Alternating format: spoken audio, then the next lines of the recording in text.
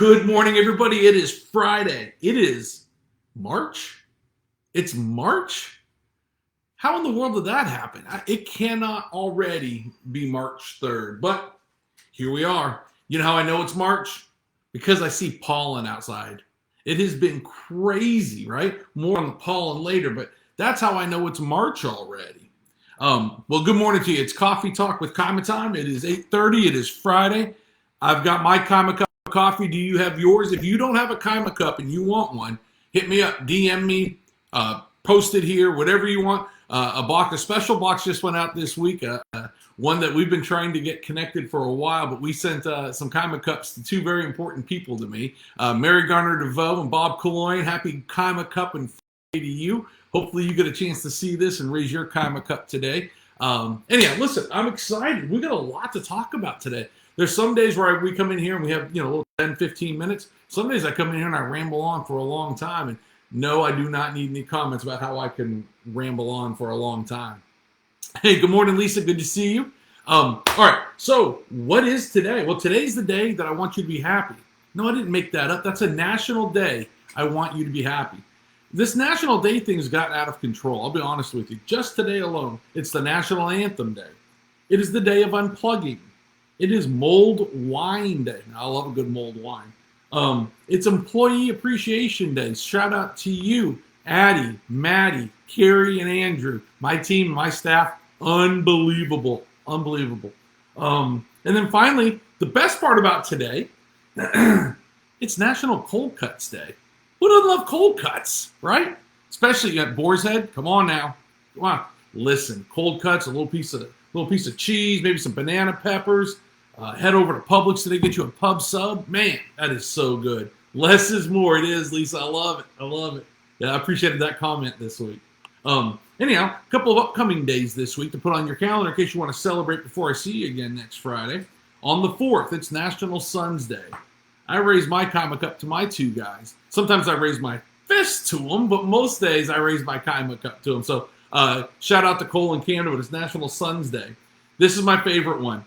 For those of you that remember me getting D's and F's or E's in English, it's National Grammar Day on the 4th, and then National Pound Cake Day. The things you can do with pound cake, let me tell you. Ask my wife about bourbon bites and pound cake, and I mean that sincerely. If by the way, if you don't have an air fryer, get yourself an air fryer. Then call Jen about bourbon bites and pound cake.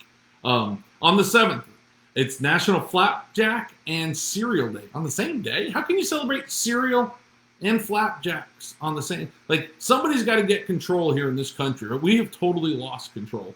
And then on the 9th, my favorite one, National Meatball Day. Yes. We're gonna have meatballs on the 9th, I hope. Somebody who watches this regularly gave me some grief last week. Trey McDonald, this is a shout out to you. I got to go to the NC State Carolina basketball game, and for the first time in like 39, 57, 100 years, State beat Carolina at State. And so I raised my cup to all you State fans for getting that national championship a couple of weekends ago. In the comments here, I talk about how can two losses actually turn out to be wins. Well, that's one loss. The other loss is Camden had his very first baseball game this week with his high school team, and they got pummeled. They got beat bad. But how did those both turn out to be wins, even though we lost on the scoreboard? Well, at the Carolina game, I got to sit next to my son Cole, which is a fleeting thing these days. He's 19 and moving on in life a little bit. And I got to sit next to Cole for 2 hours and just talk basketball. It's the first time we've done that in a couple of years. And I'll be honest with you, I was in heaven. Score did not matter. Well, score mattered, but it was great. And then Camden, as most of you know the story, Cam had to miss the last almost full year of baseball due to a couple of significant injuries. And so the win for us was just seeing him back on the diamond again. And so grateful for that. Very grateful for that. Very blessed. So that's how two losses could actually be two wins, right? So ACC tournament's coming up. If you don't mind, let me know if you're going. I'll find a way to get there one of these days. I'm not sure which day we'll go to. Hopefully the Heels make a little bit of noise and some tickets free up. Maybe we'll head down for the weekend, but we'll see. To that end, I posted this yesterday. On March 16th, it's the first day of the NCAA, not those play-in games. I'm talking about the real first day of the NCAA tournament, that Thursday where all the games are on. And I'll tell more about this next week. But just know that on that day, I'll be camped out at Real McCoy's from about 11:30 till whenever. Oftentimes we'll get anywhere from 10 to 40 people there, right? I've done this 24 years in a row now. And so you are welcome to come by, spend the entire day with me watching basketball, pop in just for lunch, pop in for a cold beer, whatever you want to do, I'll be there. I'll tell you more about it next week as we get within a week then of the actual event. Put it on your calendar. March 16th, all day long, Real McCoys here in Wake Forest. So last night, let me back up. I don't know anything about pop culture. I don't watch the news. I really don't know what's happening most days, right? I say that to tell you that I stumbled across a podcast a couple of years ago by somebody named Mandy Matney.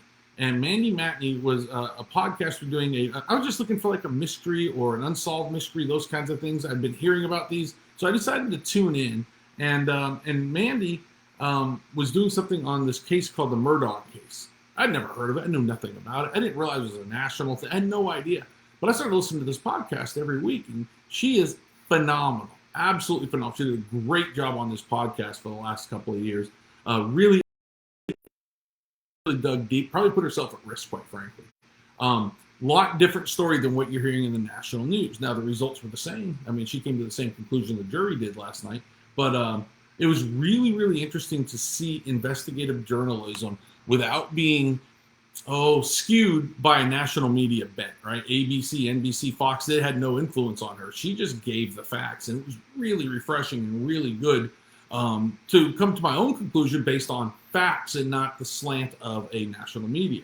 It's the first time I can remember in my adult life of something that significant where I got my own insight without looking at a national media bent. So anyhow, what a crazy day yesterday was for those of you that followed along.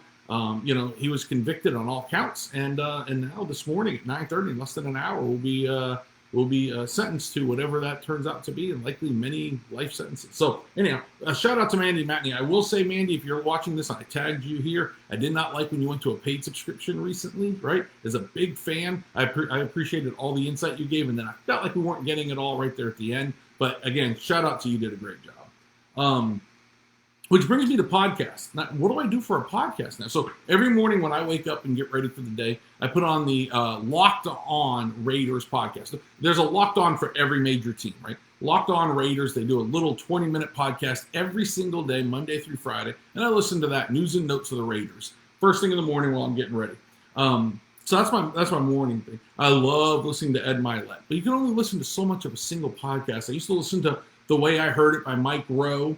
Win, Make, Give by Ben Kinney. Listen, if finances and being successful in business is important to you, Win, Make, Give by Ben Kinney is really good. And then this weekend, or 2 weekends ago maybe, I saw something on one of those Good Morning America kind of shows, talking about something called Beautiful Anonymous. A geeky little guy, I think he's an actor.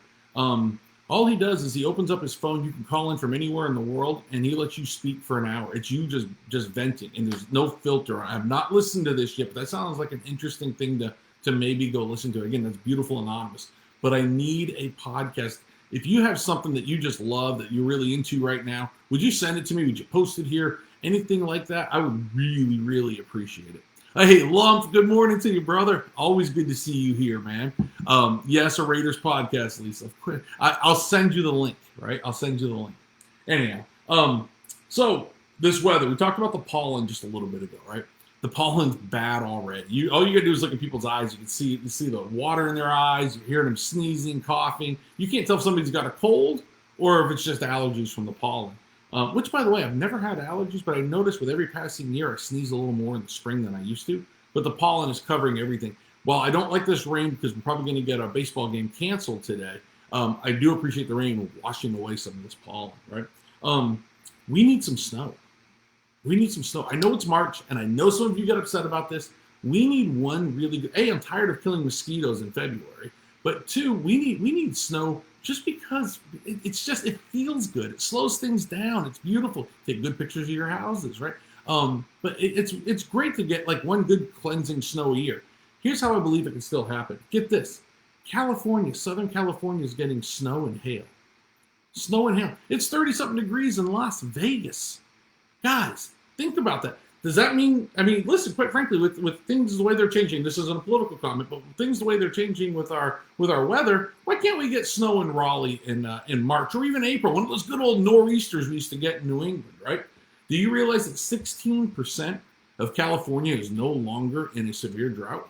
That's great news. That's great news for California, right? Water out there has always been an issue and has been more recently, the last 20 years, but 16% and growing by the day, just over 16% actually. So anyhow, that's my, I'll do, people do rain dances. I'm going to do a snow dance. I know we're not going to video it for you, but come on, seriously, don't we need a little bit of snow? If you're in favor of snow, give me a 1 in the chat today. Somebody put a 1 in there if you're in favor of snow. If you're not in favor of snow, don't even comment. I don't want to hear from you. So weird news of the weird. I found 3 things that caught my eye this week that I thought were really, really interesting. In Santa Maria, California, a 31-year-old showed up over the weekend to the courthouse. And he showed up to the courthouse to learn about his upcoming hearing about vandalism. Obviously discovered the courthouse was closed on the weekends, so he broke in and vandalized and set it on fire because he had an upcoming hearing on vandalism. I can't make that up, guys. Seriously, no joke. Did you hear that a Polish mother of 7? Now, first of all, let's just stop there. Mother of 7, God bless her, right? She already deserves a medal. And that's more than a participation trophy, let me tell you. She's earned that medal. Just gave birth to quintuplets. Can you imagine having 7 Rugrats running around your house and then having 5 more at one time? Never mind, 1 more at one time. Anyhow, Chase, what's up, buddy? Chase, I'm going to reach out to you today. I need to talk to you. By the way, congrats on the most recent sale. And listen, if you guys are looking for the next phenom, and you guys want to cheer on the next phenom, Chase has a young daughter who is a golfer, and she's bright. And not only bright, but she's really, really good at golf. Follow Chase Barnes socially if you want to see something. She travels the country playing in tournaments, and you'll see her on the big screen one day. But what a fun story to follow. Anyhow, that's a side thing there. So the final strange news I'll share with you is West Virginia. Oh, West Virginia. And I got a lot of my friends that'll be on here today that are from West Virginia. So West Virginia's Senate just passed a bill that is going to offer $25,000 in tax credits to former West Virginians to move back to West Virginia. Sounds great. Nice incentive. $25,000 in tax incentives. Come on back home. Come back to your home state, right? Should the government not be looking at the cause of the problem for people to leave West Virginia more than putting a Band-Aid on it, just throwing tax dollars at it? Again, not a political statement. I love politics, but that's the kind of stuff that drives me nuts. But in West Virginia, they're actually paying you to move back home. Drives me nuts. Crazy stuff, guys. Crazy. So let's talk about the market. This is really interesting this week. So on June 23rd of last year, we saw actives decrease down from 4,600 down to 4,500 homes. Actives went down from 4,600 to 4,500 homes. This is on the end of June of 2022, okay? Actives started coming down, right? Meaning less houses, demand is up, right? Meaning the market becomes much more of a seller's market. That was the last time we saw that, because then they rose every single week with one exception, every single week all the way through November, right? The inventory grew every single week, meaning the active inventory, homes that were on the market for sale, grew every week from June to November. Why? Interest rates were doing this. People will stop buying houses. The market shut down. The fall was a bad market. The early winter was a bad market in terms of sellers, right? Sellers were sitting on inventory for the first time because of that. Inventory was rising every single week, all the way through the early parts of November. We had risen all the way up to 6,900 homes, just over 6,900 homes. Again, we were at 4,500. We got up to 6,900 homes just in those few months. Think about that for just a second. That's 4 months. We climbed significantly in inventory, directly related to the rise in interest rates. Well, then the interest rates, right around that time, started leveling out. They didn't come down necessarily much, but they leveled out. We as Americans, just like gas prices, once they level out, we know what we're dealing with. We start getting active again. Well, the market started getting active again as the interest rate settled in the low to mid 6%, right? And so now we know what we're dealing with. The market starts picking back up. People are still dying, giving birth, graduating, moving, divorcing, marrying, all those kinds of things. So life events still happen, meaning people still have a need to change their living situations. So all of that Once things settled down, all that started happening. Well, then we had a decrease, right? A decrease all the way down now to 5,000. We're actually down to 5,000 homes active for sale in our market right now. The market was so white hot at 4,500. We're down to 5,000 right now. Guys, the inventory just isn't there, meaning it leans towards a seller's market. Here's what I want to share with you. We actually had a tick up in inventory last week for the first time since November. Why? Interest rates went up, right? When interest rates go up, inventory starts to climb and people stop buying, right? And so I'm keeping an eye on this. If you're not working with a real estate broker right now that watches these numbers every single week, call somebody. It doesn't have to be me. Call somebody. Whether it's here, New England, California, wherever you're watching from. Make sure you've got somebody who understands the numbers and doesn't just tell you a story they're hearing on the news, right? I say this with all due sincerity. Things change week to week in our business, and you've got to have somebody on the ground looking out for you. Now, here's the story. The story's a bit of a mixed one. We still hardly have any inventory. It still favors the seller a little bit. If interest rates continue to get up towards 7 and maybe above 7, I think that shuts it down again, right? And I'm not here to scare you, but here's what's important, what's interesting about that. If you're a buyer, don't you have a little more buying power at that point in time, right? Even though interest rates are higher, right? And I get that. I know you can buy less home with a higher interest rate, but you can't change the price of the home in a year or 2 years if the interest rates come back down. But you can change that interest rate. So maybe you're not buying the Taj Mahal home, but you can get your foot into the game. So if you're a first-time home buyer and you want to kind of talk this through, give us a call. We're glad to have that conversation with you. Back in June of last year, we had 1.1 months of inventory. Today, we've got 1.4 months of inventory. In December, we had almost 2 months of inventory. So, guys, we're still under 2 months of inventory no matter how you look at things. That favors the seller, even though the interest rates are high. Give me a call if you have any questions at all. I know it's a lot of numbers to throw at you. I get that.